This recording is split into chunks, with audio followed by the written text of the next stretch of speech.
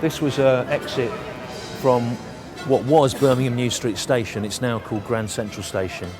And I used to walk out of here once a week in 1972 with my gran, who would be going to hand in her Spot the Ball coupon from the Birmingham Evening Mail.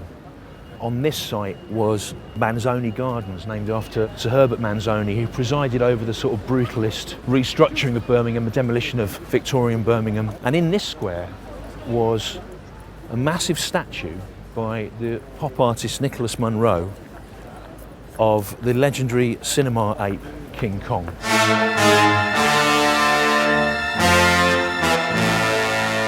It was part of a scheme in 1972 whereby cities were given the opportunity to own a piece of public art. They had it for 6 months and they could buy it. Birmingham rejected the statue.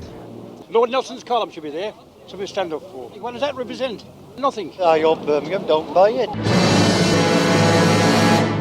Birmingham seems to have a great history of rejecting its culture, and when I started thinking about a way of telling the story of the Nightingales and Rob Lloyd and the Prefects, this seemed like the entry point to me.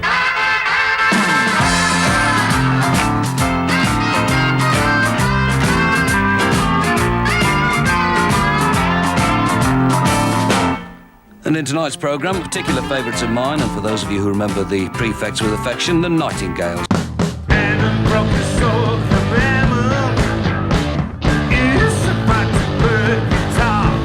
We live in a culture where mediocrity is rewarded and originality and integrity are punished.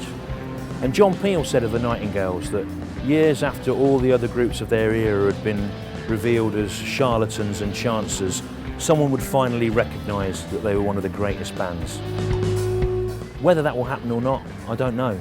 But what I do want to understand is how Rob Lloyd kept that group going for over 4 decades in the face of commercial and critical indifference.